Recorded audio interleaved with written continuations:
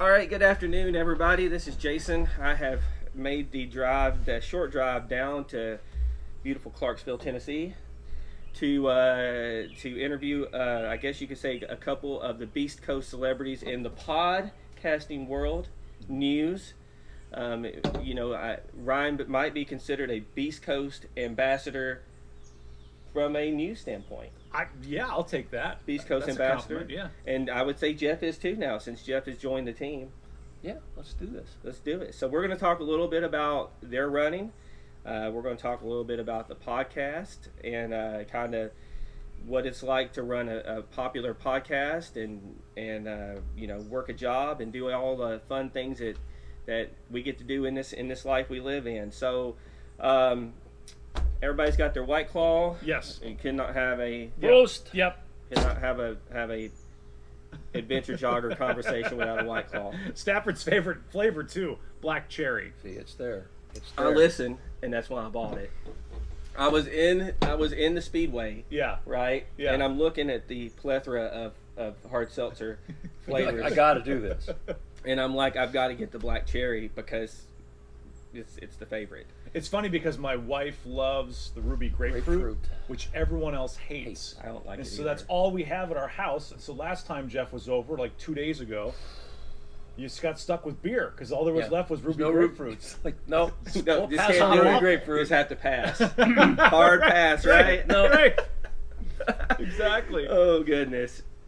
All right, so we're going to get started a little bit. What we're going to do is we're going to let them talk a little bit about their running stories. I know in the past we've heard a little bit about how they got into running and whatnot. We're going to talk about kind of how they got into ultra running, some of their favorite races, and just kind of move from there. So let's start out with Jeff, because I was looking at your ultra sign up coming in, and I'm going to do this a lot different than I do in other interviews where I typically pick the races I want to talk about. Yeah. But let's first start out with what got you into ultra running. Like, what was the thing where you said, you know what, I want to go out and run in the woods for a really long time?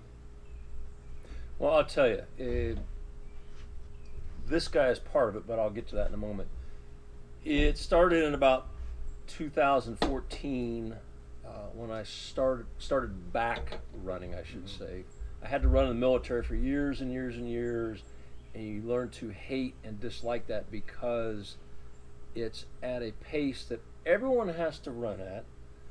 You're always running in this accordion, slow down, speed up, slow down, speed up. You're running in this huge formation, so it's not about how you want to run. Mm-hmm. So you learn to really hate running. So I retired from the military, so I'm done with that crap. Well, 10 years, 12 years go by, I said, I think I'm going to run again. So I started running. I just started running right here in this very neighborhood with like a 2-mile run, and it wasn't a constant run. It was just walk, run, Mm-hmm. built off of that. And then I saw the local running store here, which was at the time called the Runner's Hub, Mm-hmm. owned by Sarah and Travis Esterby, now a Fleet Feet store. But they were putting on little short trail races that were 5K, Yep. 5K plus in that range. I said, I'm going to sign up for one of those and try that. So I did, and I absolutely loved it. I'm like, I love the trail. I love that. And I kind of ran into Ryan and Travis and a couple other guys I ran with, Patrick, Kyle Curtin, a bunch of those guys all used to run at Rotary Park a lot. And I think what got me interested in the ultra was I ran a half marathon trail race, then I ran a couple road marathons, and then I saw that these guys were doing 50Ks. I'm like, oh, 50K. Ooh, I don't know. And they convinced me to try one. And Just 5 more miles, right? Yeah, Right, it's just yeah, fine. right. That's what they always tell No me. big deal. Just- But there's good food and stuff along the way. Right. So yeah, did that and got into 50Ks and like that. And then of course he did a 50 mile. I'm like, well, I can't be showing up now. I have to do a 50 miler. That's right. So I did the same 50 mile, the Chattanooga 50 down there. The Lookout Mountain. Lookout Mountain Yep. 50. Lookout Mountain, yeah. Yep. Did that. It was a nice race, beautiful. And then just kind of he did 100. I said, well, I don't know. Let me do 100K. So I did 100K. Then I moved on to 100 milers and did several 100 milers and just loved it. Of late, it's more road running, but that's more out of convenience than anything, because I just step out the door and go. And Absolutely. I mean, it's training, right? I mean, it doesn't matter, but right. So that's kind of my ultra story. So he's partly to blame for that. Partly to blame for it, and like you just, and the thing about it is you know you escalated into some tough races, and you even I mean, you did Ball State. Yeah, that was a good race. Which let's face it, one, you're running in the middle of the summer in Tennessee, right? Yeah. Which right now you can't. I mean, if you pay attention long enough, you'll see all the sweat. But it's like the heat index is like 480 right now outside. But we're doing this outside because we just are glutton for punishment. The heat in Tennessee is terrible. Yes. It is. And on top of it, the way people drive in Tennessee, and you're running on the road with these crazy people. I'll tell you, I did Ball State for some strange reasons. I did it because at the time, and I'm still not 100%. But I don't particularly care for road running. It's a means to an end, but I don't particularly care for it. And I don't like the heat. So you're like, well, why just sign up for Ball State? Right. It was to make me endure and learn how to do those things, and it did it quite well. And it teaches you efficiency and how to gain time, how to do this, how to do that, how to deal with problems as they come up, because you're on your own. I was joking with Bob Hearn in my interview with him that Ball State is essentially like a road through hike of the state of Tennessee. Yep. Good analogy. Yeah. It really is, right? Because, well, in a through hike you normally don't have help, but in the screwed version, you're basically it's like a through hike. Mm-hmm. Yep. You have your path. Yep. You have to figure out where you're eating. You have to figure out where you're going to the bathroom. You have to figure out if you're sleeping, when you're sleeping, where you're sleeping, right? Yeah. There's no foot care, wildlife. hydration, nutrition. It's all on you, and there's nobody there to help you. Nobody there to help you, and Nope. there is wildlife, but not as much. There's crazy drivers. Dogs. Oh yeah, I mean I ran Strolling Jim. I know about the dogs. And Strolling Jim, that's another good one. That's another good. So out of all your ultra races, what race really speaks to you? Like, what race is like the one race that like is like your race? Like the one race that means a lot to you? I don't know if I'd call it my race, because quite frankly, this particular race I'm going to talk about usually takes things from people, doesn't give to you. Right. But that's the Barkley Fall Classic, 50K-ish. It's a trail race, yes. I would say 60 to 70% on trail, the rest off trail. Extremely steep, takes place in Frozen Head State Park. You can't train for that, typically can't train for that, and expect to finish the 50K by running roads.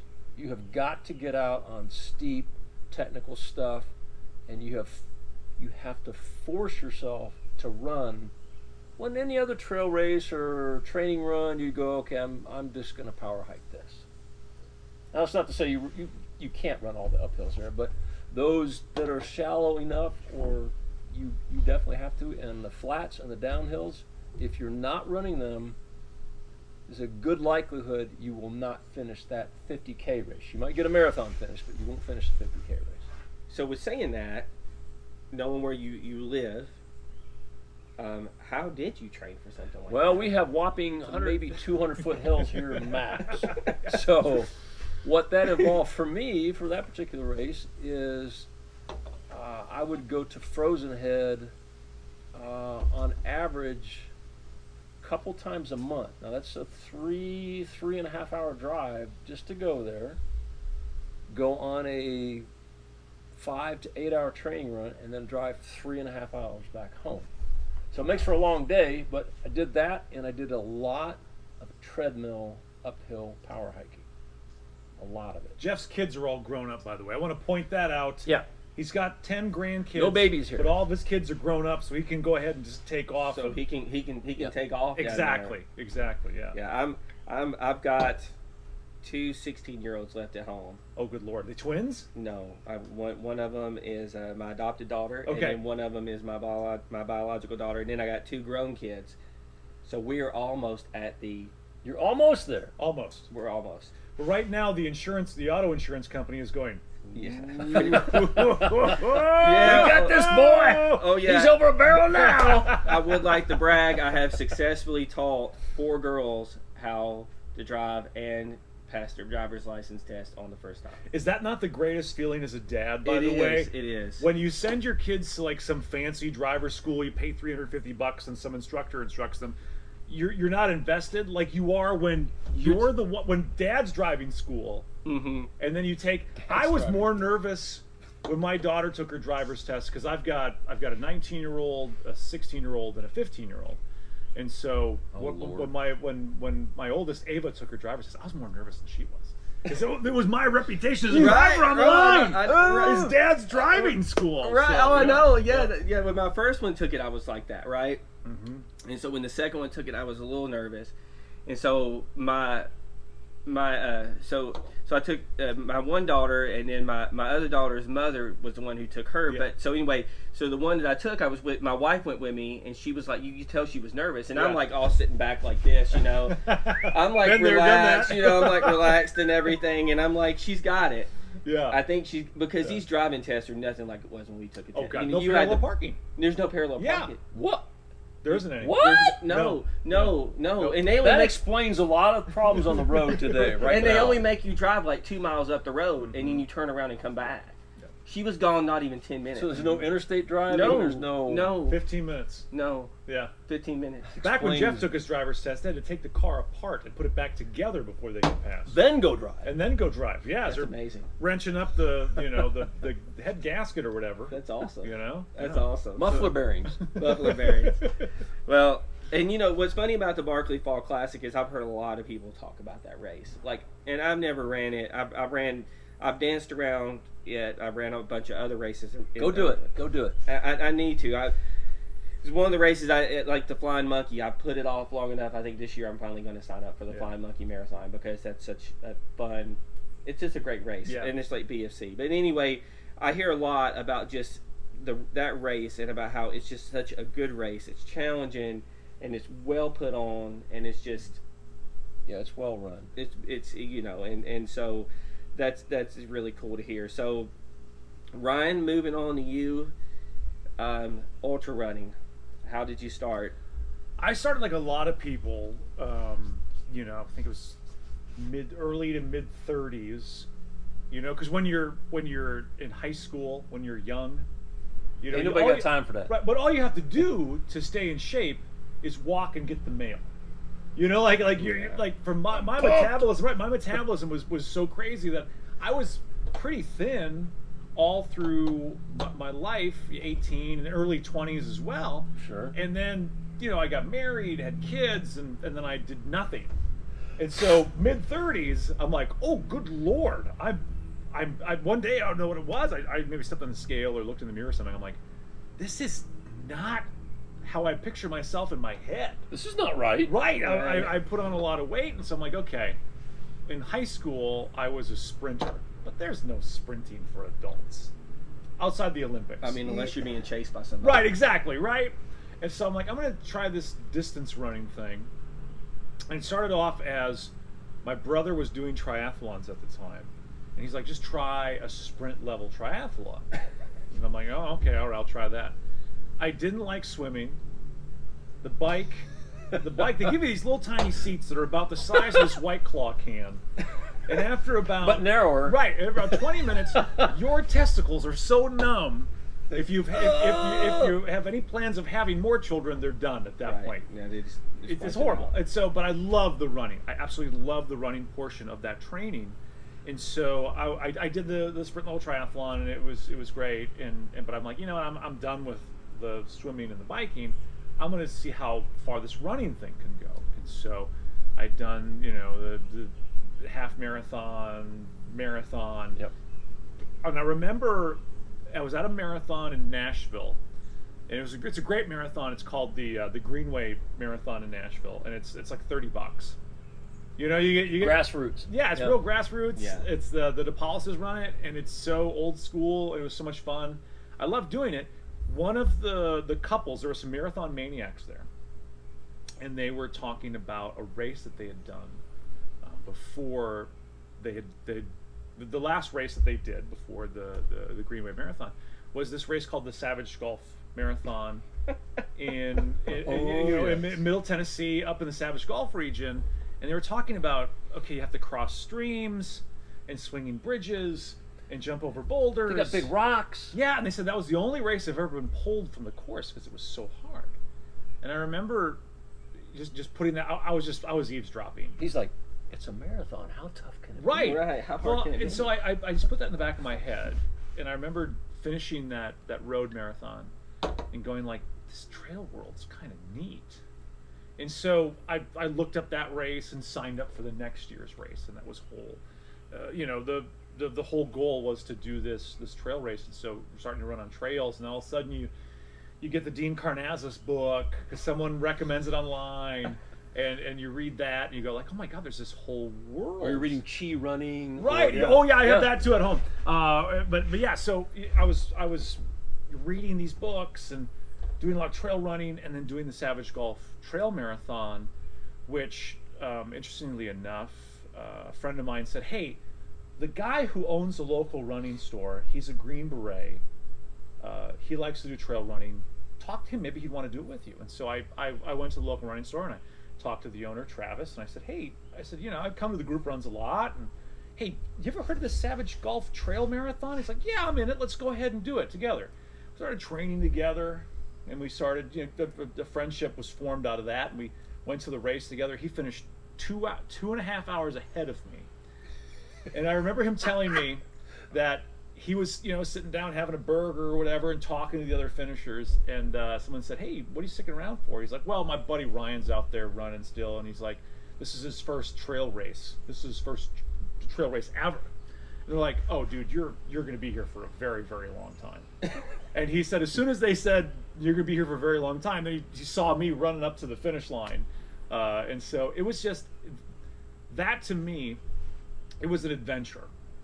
Because and there's nothing against. I think road marathons are great.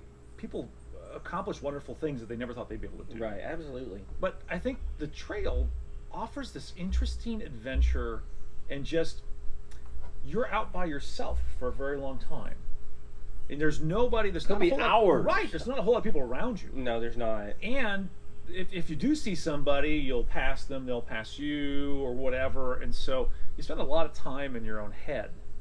And I kind of like so it progressed from doing that, and I think I finished in 7.5 hours that first Savage Gulf. That's where you met Carrie Long, isn't it? I met Carrie Long there. I met so many interesting people that friendships blossomed out of that just experience of being there with them. I remember going, okay, well, now I got to try a 50K. Of course. And so it's only 5 more miles. Exactly. Now that you've done a marathon, you Right. have to. You have And to. it's so funny because the first 50K I did was quicker than the Savage Gulf Trail Marathon that I did, just because the terrain was so different. That race is so amazing. I don't know if it's going to be back. Good news. It is. I have an inside source. They are currently taking bids on somebody to run that race. Okay, because I've talked to somebody who put in a bid, and it was my hopes were not up. And so when we were doing the discussions. And I know several of the people who have got bids in. I hope it comes back. And we got some strong names that have thrown their names into the hat for Savage Gulf. Now that was the one. Correct me if I'm wrong, because I remember listening to the podcast. Yeah. And you talked about how when you finished, you got nothing at all, and they had like some sort of food. Yeah, this isn't food. You get nothing. You just. It's like like hey, the hardest, one of the hardest races of your Yes. life, and you get like nothing. It's so funny because I think a lot of people have for years and continue to poo-poo that race because it's a marathon. I'm telling you, that race is tougher than 99% of the 50Ks that are out there. It's just brutal, and it's beautiful because you're in this. It's If funny. they would call it the Savage Gulf 50K. Oh, we sold that every year. Probably bring in more it'd be so. And what's Yeah. funny is the year that you ran it, the first year you ran it, my first ever interview was a guy named Jeff Deaton. I know Jeff. So Jeff, We know Jeff, yeah. Jeff was talking about. He's like, we were talking about Savage Gulf, and he's like, yeah, I ran it the year that Ryan ran it the first year. And he was like, it was funny. He said, because, you know, he was talking about just seeing how tough it was and Yeah. seeing everybody's response. And Oh, yeah. he was like, and he called off that was like the first year you had ran it and that you Yep. did well in it and stuff like that. And, you know, I went back a couple years ago and I took 2.5 hours off my time. I felt pretty good about. There's not many marathons you're going to take 2.5 hours off your time. no. But no, it was so great. And so as I progressed through the distances, it was New Year's Eve because I'd just done a 50 miler. I did Lookout Mountain 50 miler. Yep. And I remember doing that race and going like, this is the max of my distance. I'm at it. That's I'm it. done. I'm just going to go ahead and do 50 miles and 50 Ks. We for the all rest of my say life. that. Right, yeah, exactly. And so it was New Year's Eve, and I was, and Travis, when you hang out with special operations people, they live in a different world than regular folk. Yes, you included. So he's just like, listen. I don't know what you're It's talking like, about. listen. It's not double a 50 miler. It's not. It's just different. You could do, if you can do a 50 miler, you can do a 100 miler. Here's one in Wisconsin where you grew up. Why don't you sign up for this? Go one? knock this out. And so it was New Year's Eve after, you know, a couple weeks after signing up for, or after completing the Lookout Mountain 50 miler. We're sitting there. It's New Year's Eve. We're all just wasted. No. Yeah, and I'm we shocked. and we sign up, and I sign up that night for the Kettle Moraine 100.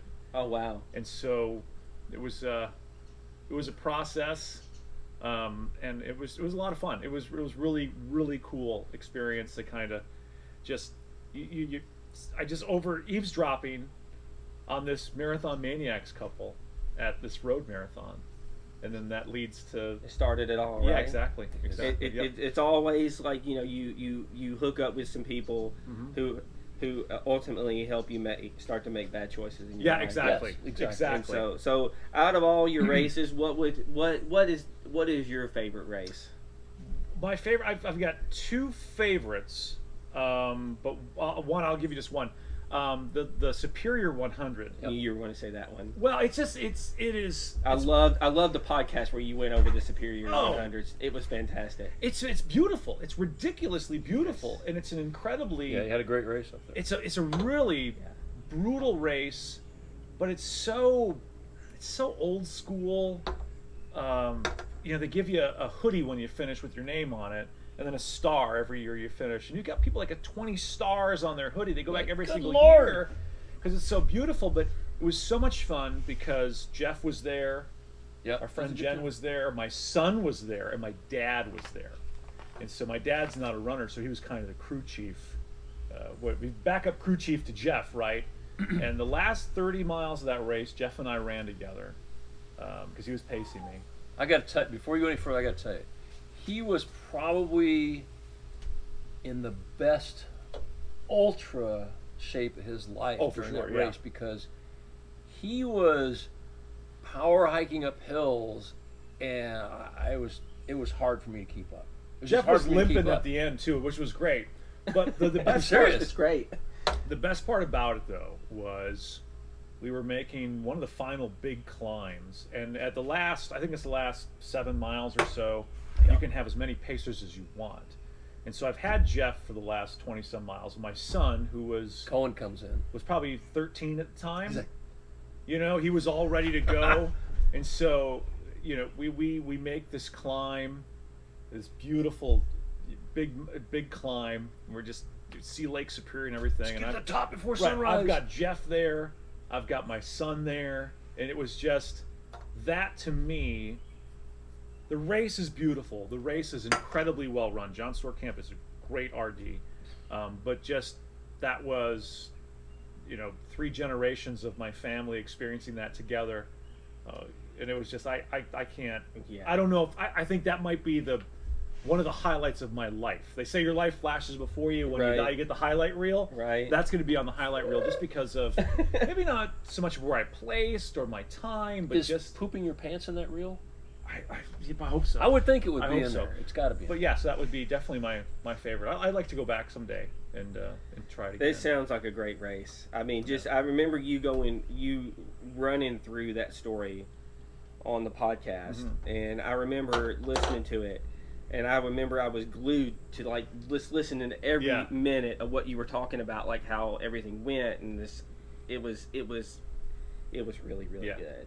So that's awesome, guys. I mean, and that's and I think that's the great thing about ultra running is we have these experiences that really, I don't want to say transcend things, but Yeah. really give you like listening to the Bob Hearn Yeah. talking about how he was like in a whole total different mind space, and Yeah.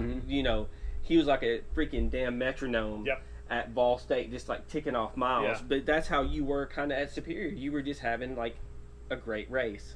Yeah, it was but even yes, I had a great race. Bad feet aside. I finished probably better than I probably should have, but just the experience. And it was what I love about ultra running. And I know some people like to do those things by themselves, and that's fine. There's no shade on anybody that wants to use these as a solo adventure. Sure. But our crew here has always kind of been a team atmosphere. So we all support each other in our endeavors, and it's a team effort to get one of the members of the Yeah. team to the finish line. Yeah. And so to experience that with all these people that I truly love made it so much sweeter than just, Oh, absolutely. And I think, that really came out as well in your Western States with Kyle. yeah. That was a lot of fun. Because that was like, it's almost like, it's like one of your boys Yeah. gets into the big dance. Oh, and yeah. and does well. Yeah. And it's almost like you're in the race yourself. Because it's like, Yeah. because we joke, because there's four of us in a running chat together, Yeah. right? And we all have Western States all qualifying, running. right? And we all have talked if one of us gets in. Yeah. Because it's like, essentially, if one of us gets in, we all get in. Exactly.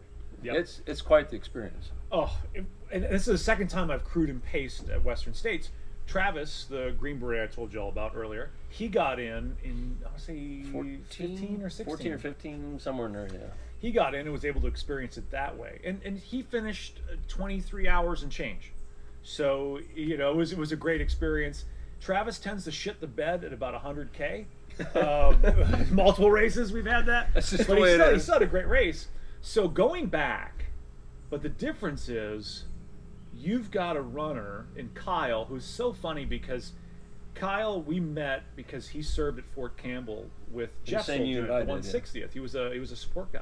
Yeah. And so this little tight group that we had, he gets out of the Army, goes to Durango, and starts to really excel in ultra running, but still has that connection here. And so when he was in town for New Year's Eve, all this stuff happens on New Year's Eve. We did a beer mile because I kicked his ass in the first beer With mile Claw. we did, and he wanted revenge. But I remember him saying, "I'm 13th on the wait list right now on Western States. If I get in, I want you guys there." And it's a no-brainer. You're there. We're there. Of course, We're there. right? I mean, if No you, questions I asked. mean, even if you don't have the money to travel, you're gonna Borrow. You're gonna pawn something. Exactly. You're gonna gonna be sell there. the Title car- loans. title Right. You're loans. gonna hitchhike, whatever. Right. You're gonna cash advance it, whatever it takes to get there for your boy Oh. to support him. And because, when you look at Kyle, he, I. Correct me if I'm wrong. He was the one who beat Courtney DeWalter in the 200 miler, right? He did in Yes. the Tahoe 200. I mean, yes. and that's huge. Yeah. Because Yeah. Courtney DeWalter is like, she's like the real flipping Oh, yeah. deal. Yeah. I mean, she's like when you think of. I mean, I'm sure I'm going to get some people calling me out on this. Probably not a whole lot, but she's probably easily the best female ultra runner. Yeah, one of. I mean, she's in that discussion. she- Yeah, for right. sure. I mean, yeah. when everything goes well for her, Yep. she always wins. Yep, And exactly. I hate to say that because there's some, there's Camille, there's Sabrina. Oh, yeah. But just like at Hard Rock, Well, she excels in different areas of expertise. It's not just technical trail. Yeah. I mean, look at Big's backyard, that Right. type of stuff. There's all types of she things can do she's capable capable so of doing. much. Yeah. And she just knows, she knows what needs to be done, and how to do it. And I thought, with Kyle, when I heard that he had beat her, Yeah. and at the time I didn't even really know who he was, and I was like, holy shit! A lot I of mean, people this is a did. big deal. It was crazy because I would preface this by saying I think Courtney DeWalter is amazing, and I've interviewed her before. She's Yep. a wonderful person. I have Yes. all the respect in the world for her. But when you have somebody who's running a race, and they've crashed on your couch, and they've babysat your kids. Oh yeah. And they've You've drank beer with drank them, beer with them, and, yeah. and their family. Because the one thing that's great about running in general, but ultra running specifically, is when you train with people, it really quickens up the time of the bonding time, right? Mm-hmm. If you just hang out with somebody, or once in a while you watch a football game together, whatever, you grab drinks, whatever. But you can walk away from an ultra and know more about them in one night Easily. than you can Easily. a friend of 5 years. So 3 years of long runs together and just meals together, Right. and just that person becomes family. And I remember when the Tahoe 200 was happening, and the New York Times put out a story. It was called the Woman Who Beats All the Men. Well, they mentioned in there that Kyle beat her, but they showed this one picture of Kyle where he was like all at the end of the race, like all crumpled up, because he was in just bad shape because he just ran 200 miles, right? And the only pictures they showed of her were fresh as a daisy pictures. I was so pissed. I'm like, he won! God damn it! Yeah. I was like, don't disrespect my boy that way. Yeah, well- But that you grab hold of that family, and so Western States, when you've got your dear friend who you've done so many things with, right? and you know his And you- capabilities. oh, and and- you know what he can do. And as being there and watching him move up the field, Oh, that had to be so exciting.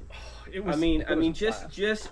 it's one thing to finish it, but to be in the top 10. Oh, I mean, Yeah. and he beat some baller runners. Like, he beat Patrick Reagan. Yep. yeah. I mean, we're talking about Patrick, Jeff Browning. Jeff Browning, Max King. Max King. I mean, A we're lot of big talking names there. some baller runners he beat out there and everything. And it was a tough day because, back to Jeff Deaton, Jeff was out there. Yep. Yes. Yep. And Jeff, Yep. bless his heart, he got pulled at mile 90. Yep. He missed the cutoff.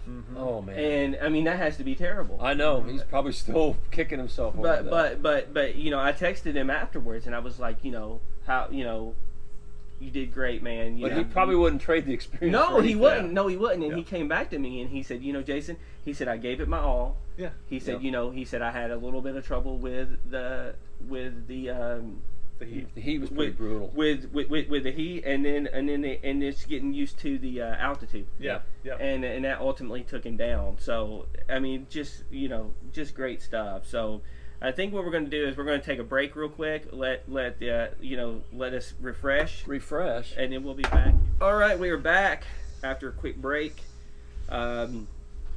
We're going to talk a little bit about the friendship you guys have, how it kind of culminated, because I think you really see and feel your friendship through the podcast. Yeah. Like listening to you guys talk and how you interact with each other. And I think that's one thing that really makes the podcast is as good as it is. Because if you have two guys or two people in general, guys or gals or whatever, that know how each other, how each other works, how they function, how they kind of think, it really makes a big difference. Sure it does, in how it transitions, right? So how did the Stafford Ploeckelman friendship begin? Do you want to tell your story and then I'll tell mine, and we'll see if they match up? I think they'll match. Go ahead. Okay. Well, no, you go first. I want you to Oh, go well, first. I want to hear this you from know, Jeff's side of the story. I mentioned I started doing these 5K local trail races, and I ran into Ryan. Yeah. I ran into Travis, who owns the Fleet Feet store, and they'd do a race, and I looked at it as a one-upmanship. I'm like, oh, well, I got to do a 50K now, or oh, I got to do a 50 mile an hour, oh, I got to do a 100 mile an hour, whatever the case may be. And Ryan had signed up for a race in Missouri, Ozark Trail 100. Ozark Trail 100. And he was getting together the crew. He had his runner, and this, that, and the other. And I said, "Hey, I'll come help." Well, I kind of forced myself on him. So You're one of he those. doesn't. He knows me, but he doesn't know Right, me yeah, yet. He yeah. doesn't know I shit my pants. Exactly. So, Exactly. He will soon know. So I Yeah. show up at this Ozark Trail 100. We ride out there and we have a good time. We all stay in this cabin. Kyle's there, Travis is there. We're all there, and we're crewing and pacing. And my job is essentially logistics: get everybody where they need to be, when they need to be there, with the right equipment and stuff. Yeah. Right. And navigate, find all the aid stations, and I'm going to run him in the final 7 miles. 7 miles of the race. So I get everybody where they need to be, on time, on target, blah, blah, blah, blah, blah. He shows up, 93 miles into the race. I'm like, eager beaver. I'm like, okay, let's go. Yeah, let's go. Yeah. So, but he's like, listen, calm the fuck down. Right. He goes, I'm hurting. I'm in a lot of pain. Give me some of those Aleve or Advil, whatever they are. And away we go. And 3 miles into it, he goes, I got shit. And I mean, right now, right here on the trail. There's no getting off the trail. It's right here on the trail. I'm like, what about the other runners? He's like, fuck the other runners. So, but that's kind of how I got more personally involved with Ryan. Yeah. And we've just built off of that ever since. I got you. Very true. I remember before that race, Jeff kind of peeking in and Like, out. who's this old guy? Right. Who's this old guy? This particular old guy? Because Jeff is a stats guy. He's Jeff is a former special operations pilot. I'm an old Bob Hearn. Old Bob. I like Hearn. I like stats. But people look it up. The 160th Special Operations Aviation Regiment. These are the guys that drop the Navy SEALs and the CIA and everybody. Like, they're the ones that will fly in the middle of nowhere, drop people off, and then go get them when the shit's going down. If you watch the movie Black Hawk Down, the 160th is in that as well. But it's this legendary unit of the Army, and he was a chopper pilot for that unit. Jeff at one point was one of the best chopper pilots in the world. Could land a chopper on a moving train. That's no joke. But that's a Mission Impossible. Oh, for sure. I mean, Tom Cruise is gonna call him. But he's exactly Little Aaron Stafford. Yes. There. Okay. But he's a pilot, and so his mind is planning constantly, right? Yeah. And I'm a radio DJ. I'm wing this shit. He spins Adele. Right, exactly. Wing this stuff.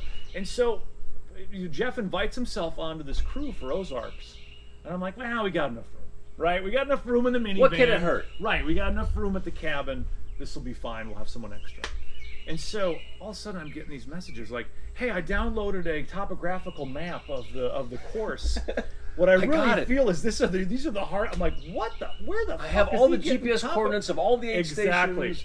Blah blah blah blah blah. Exactly. And I got a blister kit. I got first aid kit. I got this. I got that. Blah blah blah. So it started off as this overplanned weirdo is hopping himself into our little crew here, but by the end of the race, it was, my God, this guy. This was worthwhile. This guy, I love this guy. I was totally wrong about this guy. I love this guy. I got to bring him more often. Yeah, exactly. And so, he became more and more a part of a really tight group that we have here that really over the years has gone from the occasional running buddy to family. It's like we spent That's no kidding. We spent a lot of time. I know people throw that word, Vin Diesel throws that word around a lot. But like, seriously, the crew that we've developed here in Clarksville, we all kind of figured this stuff out together. Right before the big boom of ultra running, and so we spent a lot of time together. We are family. We spend, the holidays together. Jeff will come over for Thanksgiving. My wife is like, "Has Jeff got any plans for Christmas? Because if not, he's coming over to the house." True story. Jeff does not ring the doorbell or knock when he comes to my house. He walks right in. That's right. That's the truth of that. So that was kind of how we got together. And when the Adventure Jogger opportunity presented itself, I knew I wanted to do some different types of podcasts, but I knew I wanted Jeff to be a part of those podcasts as well. I wanted, maybe not to be like all the time on, but I needed to have Jeff as a part of that. I'm more like the Ed McMahon. He is. Of Johnny Carson. You know what? That show wouldn't have been shit without Ed McMahon. Exactly. You gotta have that guy. Right, and the Adventure Jogger wouldn't be crap without Jeff. I mean, and the way you guys play off each other and roll off each other, it's really good. And I think you really see that. So, real quick, before we move to the podcast, favorite race together? I know you guys have ran a few together. Which race would be like the race? we did a couple years ago, and it was like one of my last training runs for a 100-miler. There's a race up about 2 hours from here called the Shawnee Hills 100, but they did 100, 100K, 50K, because it's a 50K loop you do a bunch of times. Right. And then a 50K night loop. They did the night run. And So you so had your we're like, choice. the night round sounds great. Let's sign up for the night run 50K. So all three of us signed up So for it was Jeff and I and our buddy night run. Patrick, who was like, I'd only run 12 miles at this point. I don't know if I can do a 50K. And I'm like, yeah, you can totally do a 50K. It'll be great. You just run it with Jeff and I. It's all good. We're the only people that signed up for that night run. The only people. I'm thinking. So we finished 1, 2, and 3. Right, exactly. Congratulations. We had the course record. We had the podium finish on all yeah, three of podium them, finish. But no, that was a lot of fun to do together, just because it was dragging Patrick fun. along after a 12-mile long run, Oh, doing that 50K. That was pretty fun. and it was hot. The course was more technical than I expected. Way more. But the best ever is Jeff signs up for this absolute shit-ass first-year race called the Soggy Bottom 100-miler In Missouri. in Missouri. And so we're like, okay, yeah, we're gonna come along. And so the our buddy Patrick and Travis and myself, we're gonna go crew Jeff on this. So the race was billed as was it 10,000 feet of vertical gain? I think it was like 12. The race is billed as 12,000 feet Pretty of vertical typical, gain. pretty Right. average, for It's on this farm in Missouri. And to get the course enough distance, they had to cut switchbacks up and down. It's an old motorcycle Yeah, course. so you're riding on these like motocross trails. There's no switchbacks. Garbage. It's straight up, straight down. Straight Absolute up, garbage. straight down. And so when he gets there for the pre-race meeting, they say, "Hey, we told you it was 12,000 feet of vertical gain. We went out and rechecked. It's 24,000 feet of double. vertical gain." Climb. Wow. So Yeah. half the people that showed up for the meeting are like, "Fuck this shit! You told me 12. It's 24. I'm out." I'm out. I'm And not so doing like this. 7 people come to the start line of this race, and we're like, "My God, what's going on here?" And Jeff finished third and last in Yes. that race. He was the last finisher of that race, but he was And the finished third place finisher Podium, baby. of that. But it was an absolute mess, and I remember just him struggling and us having to just laughing it up, because it was just a mess. Like, they didn't even know, like, aid stations at night, it was cold. They had nothing hot. And so I remember someone saying, like, It "You guys was have it some was hot-" an inexperienced race director and support crew. I mean, it was a Right. first year race. Yeah, You're gonna first have and only. problems. It's done. But I think the funniest part of the whole race was about 75 miles into it. Whenever 80 miles. Whenever the sun popped up the next Right. morning, because I was that slow, 27 hours and change, I think it was. But I felt the urge to defecate at some point during this race. It And happens. it's at the bottom of a hill, and there's this rather large boulder at the base of the hill. I said, I'm going to climb up on that rock and take a shit. And sure enough, he did. And so, Sure enough, he did. I mean- so everybody saw that every time they went by it. But what I loved about it was the worst possible conditions, Mhm. right? Inexperienced. If we hadn't brought all the stuff he needed, I don't know if we would have finished, because they just didn't have anything. They didn't even have hot soup ready. So we're Right. trying to make soup and all that stuff. It was pretty cold. But the fact that you didn't night. give up, which was great. I mean, there's every reason for him to give up. I'm or like, not oh no, these go to guys came start. all the way out here. I'm not giving up. That was a lot of fun, just to give him shit the entire time. You had to get on that podium, didn't you? Yeah, last place finisher and podium. What does that tell you? I mean, congratulations. It's a DFL podium finish, There's Yeah. not many of those in this world. right? Oh my goodness. Go do that. Yeah. So before I move on to the podcast, I'm curious, is all the hard races you do, I'm surprised you've not ran Cloud Splitter. It's on my radar. I figured it would It be. is on my radar. Which means it's on my radar. As is no business. Yeah. There's a lot of you got to kind of pick and choose. Cloud Splitter is completely underrated. I've heard good things about Oh, it. yeah. It's exceptionally hard. Yeah. It's like ridiculous. Like I had Yeah. a buddy who ran it, and it's no joke. Like the course it's a lot of vert. It's just a really tough course, but it's extremely well put on. Not to interrupt you, ultra running you can approach it one of two ways. You can do it for and this is no hit on anybody, but I'm more of a I like to compete. It's kind of my thing. It's in my juices, in my He wants blood. to win that Grand Masters. Some you people know. just like to complete, and that's fine. But as a competitor, I like competition. You won't see me typically sign up for 15 races in a year. Yeah. Because I'll take a 4-month block or whatever block of time I feel is necessary to train up for that race and do nothing else except train for that race. Well, I mean, So- and it's obvious looking at your results. Yeah. I mean, your age group on Ultra Sign Up is like you're at the top. We're trying to get him to do Cruel Jewel. God bless. Because we crewed Cruel Jewel this year for Matt Cantrell. That's a tough race. And Yeah. Not yeah, real we're trying to get scenic, him but on a it. tough No. race. Yeah, Yeah. that one's hard. brutal. That one's hard. We have a lot of people in Middle Tennessee run that one, and I think one of our local. Is that a Hard Rock qualifier? It Yeah, is. yeah, it is. So there you go. Go ahead and get it in. I think Kyle's going to get into Hard Rock before any of us would ever Oh, even dare to get definitely. in there. So I think our trip to Silverton may be next year crewing Kyle. That's exciting. That is exciting. We're gonna live through. We're gonna live in bikers Colorado at least a couple times a year now. Yeah, You guys gonna be moving out west, Right. So- Get our cabin up there. yeah, exactly. So that's great. So moving on to the Adventure Jogger. I think I told you just before we started. I'm doing what I'm doing now mainly because of the Adventure Jogger, just the podcast in general. I listen to you, and I listen to how much fun it is Yeah, meeting people. yeah, Because you get to meet people Yes. and getting to hear their stories, and it is just amazing getting to know people. yeah. And I thought, that's why I wanted to come down and talk to you guys, Yeah. because I wanted to come down and talk to you about the podcast. And so the podcast, the Adventure Jogger, it seems like it is, it's really, grown. I mean, Yeah. you can get just about almost anybody on there, except for David Goggins. He won't. Yeah, there's a couple people that won't come on. Gotta that I've get been them trying people. to for years.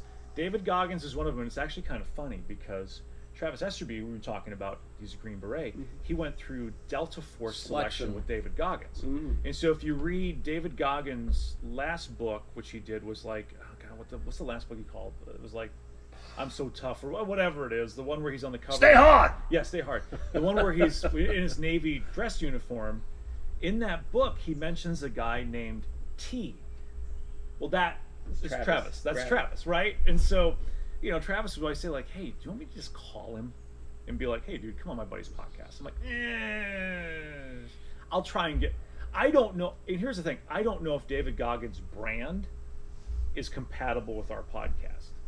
I don't know if somebody whose brand is Stay Hard all the time is going to want to talk about White Claw and poop in their pants. Well, yeah, that's true. So That's true. he's been one who won't come on. There's a couple others that I've been trying for years to get on, and it's so funny because I'll reach out. You shall reach out via Facebook or Instagram. You can see when people have seen your message, right? And just ignore it. Oh, Exactly. yeah. Oh, I hate being left on red, right? Exactly. There's that left on red. Exactly. Right. Exactly. I hear that all the time from one of my daughters. Just like, I texted so and so and they left me on red. I've been left on red by some people. I don't want to throw anybody under the bus because Jim Walmsley. it's funny because someone told me I have Jim Walmsley's dad's phone number in my phone. Shit you not. Speed dial. Because we were at Western States and at Forest Hill, and I told the story in the podcast. In case Parked anyone- under a shade tree. Right, parked under a shade tree, and the guy next to us says, "Hey, do you know how to track the runners?" And I was like, "Well, there's an app." He goes, "There's an app?" I said, "Yeah, there's an app." And Now you should preface it by this is an elderly. like an older gentleman, Much right? like myself. Right, much like Jeff's age, and so, and he says something to the effect of, "Yeah, because I want to see how far behind how far behind my son everybody is," and I'm like, "Far behind?" I said, "Are you Jim Walmsley's dad?" Yeah. He goes, "Yeah." He goes, "Harry Walmsley, nice to meet you." And so we have this great conversation. 20 minutes we're talking about running and stuff, and he takes a picture of me and says, "Okay, what's your phone number?" And he puts me in his phone and says, "Hey, do me a favor. If you get any pictures of my son on the course, just email them or text them to me." That's great. And I'd love it. I'm like, "Yeah, no problem." well, at the awards ceremony, who's sitting right next to us? It's Walmsley. They say, hey guys, how was everything? I said, sorry, Mr. Walmsley. Quite the sense of humor. I didn't get any pictures of your son because he was quite a bit farther ahead than my runner was. But the best thing about Walmsley's dad was, as he was leaving, Jim had passed a long time. He's moving to the next aid station. He rolls on his window and says, and he goes, do you think they told the other runners that the race was tomorrow? I laugh, and I've had people say, well, you've got Jim Walmsley's dad's phone number, reach out to him. No, I don't want to. Right. He gave that I didn't present myself. He gave you that confidence. I didn't say, hey, Mr. Walmsley, I host the Adventure Jogger podcast. So I think at some point I'd like to get him on and go through the proper channels, reach out to Hoka and all that stuff, and tell him that story. Get Jim and his dad on. Yeah, I think that would be I think you would appreciate that story. But yeah, so that was funny because it was like, you got his dad's phone number in your phone. Why don't you just call his dad? Nah, I don't want to. No. That is so cool, and it's like that's like, you know, and that's kind of like, you know, listening to you. I mean, I essentially learned about ultra running from the podcast. Really? Seriously, like I had friends that ran ultras, and they told me about it, and they gave me the spiel. It's only 5 more miles, and, and they're like, by the way, there's this podcast, you should listen to it. And go check it out. And I started at the beginning, and I moved over where we are now, and so it's like I was started at the beginning with you, and I've transitioned through all of your stuff, and literally learned how gotten nutrition tips and running tips and all that stuff through your podcast. And so I think, do you ever think about stuff like that? I started the podcast because I wanted to share people's stories that I thought the eastern part of the United States was being underserved as far as ultra running is concerned. And there's a lot of races here, a lot of great runners, a lot of tough races, but also too, I kind of thought winning a race is not a great story. Right. But struggling through a race and beating addiction or leaving an abusive relationship and using ultra running to maybe prove to yourself that you're capable of incredible things, that's a story I want to share. And so a lot of the stories, not only in the eastern United States, weren't being shared, but the back and middle of the pack weren't being shared either, because there's this idea that people only want to hear from big name winners. There are some really fantastic big name winners that are great interviews. All right. Looks like we're recording. We are recording. We had a little technical issue. We're back. All right, so back where we were. Okay, so what I found was there's great stories that weren't being shared. And so that was kind of the goal of the podcast, because really, I think that the benefit of podcasting is it's long-form conversation, right?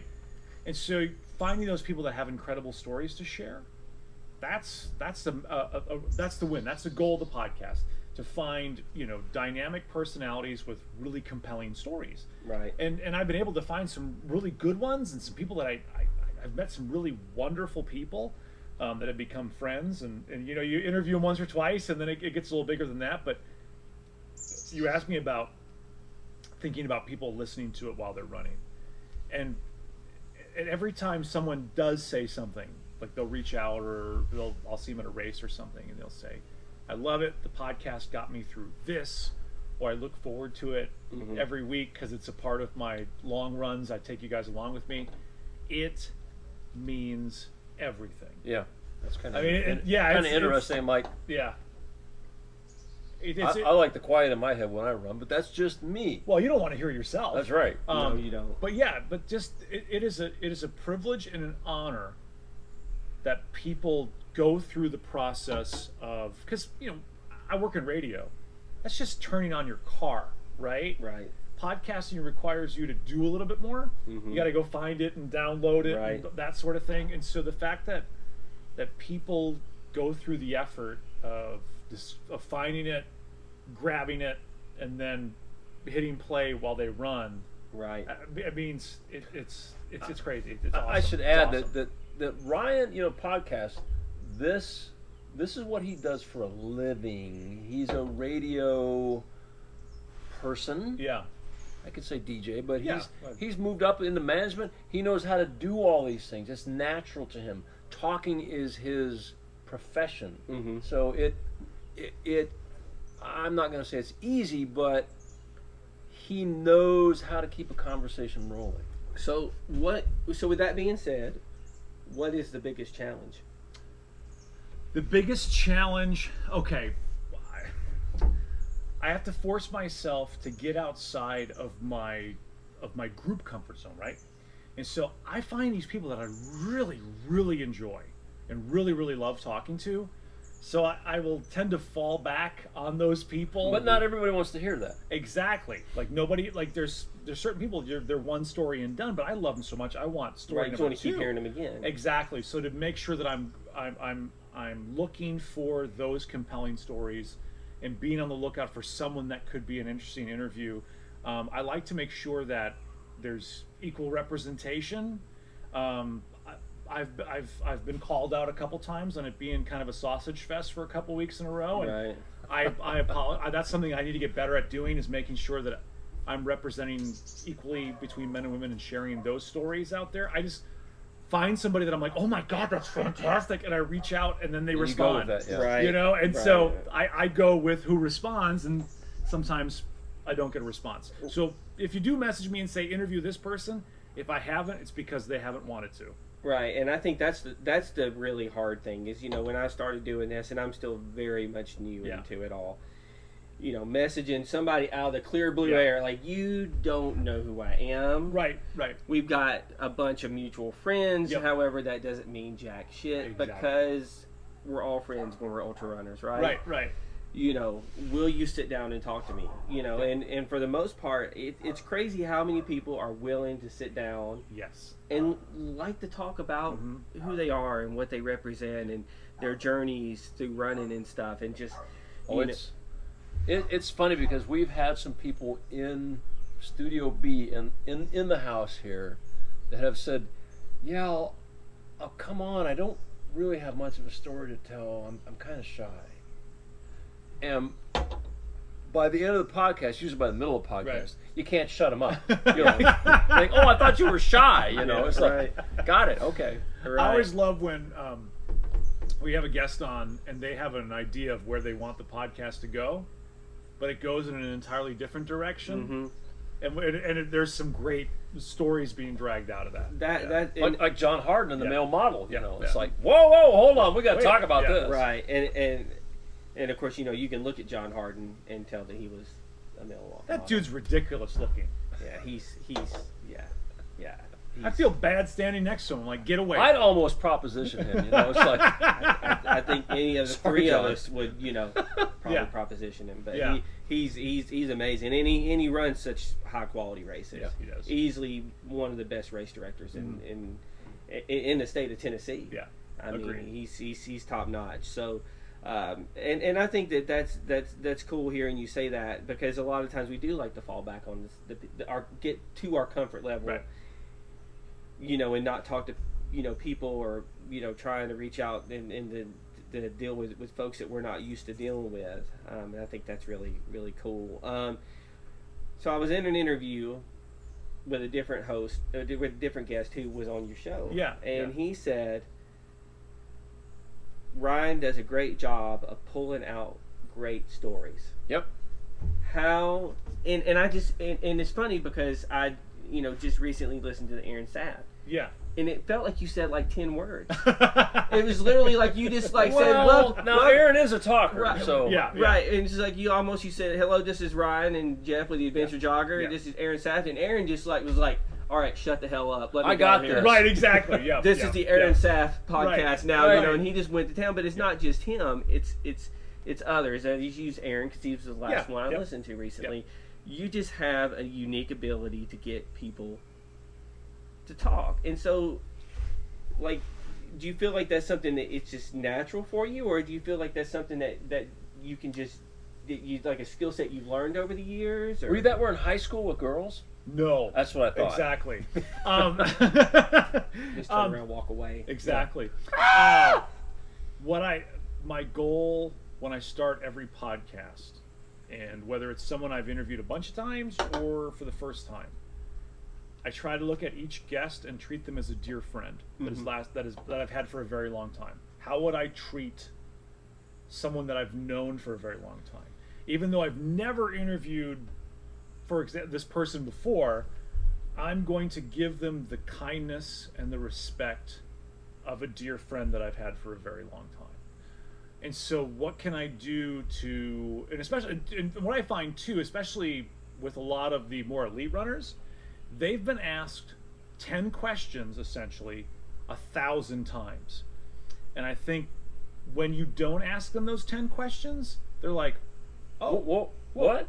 Right. Wait a minute. Right. Because I think everybody does like to talk about themselves. Right. And so how do you give them the opportunity to share a story? And what I've learned on what I've done better on the Adventure Jogger than the old podcast, because the old podcast, I had to make sure that I was keeping other people entertained as well, or else they'd hang up and leave the interview. Show. Right. And so it was a balancing act of getting the guest on and making sure that everybody was right. involved. Exactly. Right. Where I feel with Jeff, especially, it's kind of Jeff and I have a really good rapport and understanding with each other. And so I don't have to worry about entertaining him. I know he's going to be there to ask whatever he asks, and he'll look at me and go like, "I've got a question." I ask different questions than he does. He does, and I've noticed that, and it's good watching you guys balance it out. And it's funny that you mentioned letting people tell stories that they want to tell, right? Because like I was telling you before we got started, when I sat down with Bob, yeah, I was like, everybody's heard your Ball State story 1,000 times, right? Sure. And I'm like, so what would you like to talk about? Let's talk about some of your races. And man, let's talk about your dog. Right. Well, the minute that he was given free will to talk about other races, man, he loved Sparta. That he loves that race. That's a cool race. Yeah. And he talked all about it and gave me the history of the mountain and the dirt and everything about it. Because that's who he is. He's so intelligent and knows all about it. And it was just cool because I relate to what you're saying. Mm-hmm. Because people get asked the same questions. They do. And so if you can give them a different question, and I think too a different thing from the Adventure Jogger to the old podcast was, I think in the beginning of the old podcast, I wanted to be the star of the podcast. I wanted to be like, oh, it's a guy from the podcast. That's right. And what I found was, with the Adventure Jogger, I'd much rather have the guest be the star of the podcast. I don't want the spotlight on me. I want to be the person shining the spotlight on the person right. who's the guest. And so it's great. There's nothing better than you ask a question and the person runs with it for 5-10 minutes. And you can see the joy in their eyes. And you can see the excitement in their voice. And that's when I know I've got a great one, where I'm like, oh. And so that's why I felt with Aaron Saft. It was like, I didn't do anything other than just point the spotlight on him and go like, okay, tell me this. Go. And then 10 minutes. Tell me that, 10 minutes, and just lob him softballs all day. And let's go. And that's kind of like the Bob Hearn interview. Mm-hmm. I mean, that interview was just amazing. I mean, how he ran through that race and he broke it down from the physicality to the mentality of it, all of it. Yeah. Easily one of the best interviews I ever heard, and that I not even really heard of Bob Hearn. I knew who he was, right, but I didn't know much about the guy. Yeah, and then I listened to your podcast, and I was just like blown away. And I would never run Ball State, ever. Yeah, ever. Right. And I really won't. I promise you, folks. There's enough stories out there. You're like, I'm not doing it. I'm not doing it. So my wife she will watch this because she's one of the 10 people that watches it. You and Carrie Long's wife. Yeah. I will not run Ball State, but it's just really, really, it was really good. And I think if you go back and you listen to all your shows, you do such an exceptional job of pulling out the stories. And I think that's something that when I was told that by that guest of yours recently, I was like, I've got to ask him about that, because it's something that I really feel like, and what's funny is I've never really paid attention to it, and now I pay attention to it. Yeah. Now I'm, and I was a couple episodes behind, and so I started listening to it, and I started listening to you talk and how you ask questions, and then people just start. If you get short, choppy responses, they're not interested in talking about that, whatever it is you ask. Right. So if find they- something they want, yeah. If they dwell on it and smile and their faces light up, and you're like, oh, we got something to work with here. We And you need to build run off with of that. this, like John Harden in the model. Yeah, and Exactly. I will say that people have been very generous to me and Jeff, both guest-wise. They've been really wonderful and giving us great stories, and listener-wise as well. I am incredibly blessed, and if the Adventure Jogger stopped next week, I'd feel pretty good about where it was, because I'm blessed. I got great listeners, and the guests have been Yep. fantastic. Well- I can't ask for anything about it anymore. Well, it's a great show, and I guess kind of just wrapping things up here. Where do you see the future of the podcast? Where do you see it going? Do you see maybe branching out into like something video related?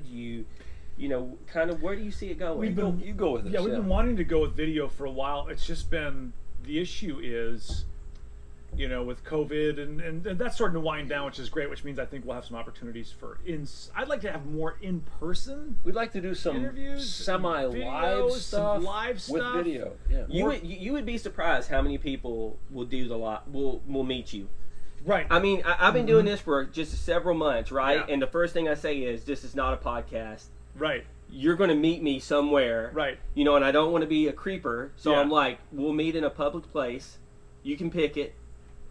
Will Yeah. you meet me? And everybody's like, heck yeah, let's go. That's great. Let's go. We're meet at this park. So, If you look back on some of in the old podcast days, for example, when I ran Vol State, he would call me I love that, by the way. and That was get such fun. Yeah. updates so good. as I was running, moving, and then release it near real time. Well, the benefit I have of doing audio for a living is, You know, with the setup I have, I'm able to record and release within 10 minutes. That's awesome. So that's really nice. So I'd like to do more of that kind of stuff. It was kind of cool to interview Bob Hearn and release it before the race was over. Not many times you can interview the winner of a race and release it before the final runner's even in. Oh, I mean, It's even cool to go to a race as the podcast interviewer, Yeah. and you just pick people out as they finish Yeah. the race, or you Love to do meet more of them that. at an aid station, or you're here on the course, or there on the course, and you get these little snippets and bits and Yeah. pieces, and I'd love to do more of that.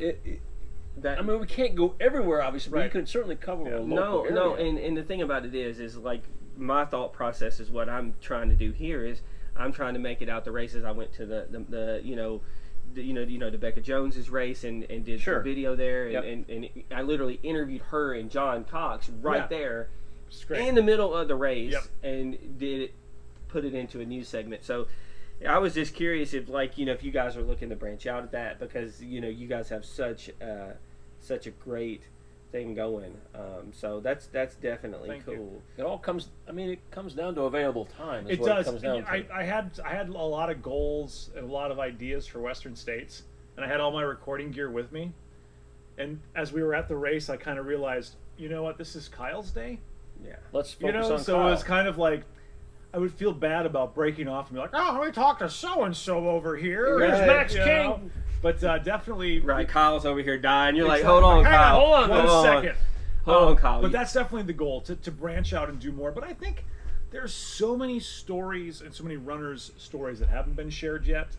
That I think we've definitely got years and years and years of. There's plenty of material. out there. There's tons of material, and we've been talking off camera a lot about different runners. So anyway, guys, we went like forever, and I feel like I've taken so much of your time. Oh no worries. And I really appreciate it. I think at this point we'll wrap it up, because I literally could shoot the breeze with these guys forever, just talking about all sorts of stuff. So anyway, guys, that's it for today. If you've not liked or subscribed to my channel yet, please do. I really would appreciate it. Get on it. Subscribe. That is it for today, and I will see you on the trail. Thanks a lot, guys. No problem. Anytime. It's a whippoorwill. Morning, Dove.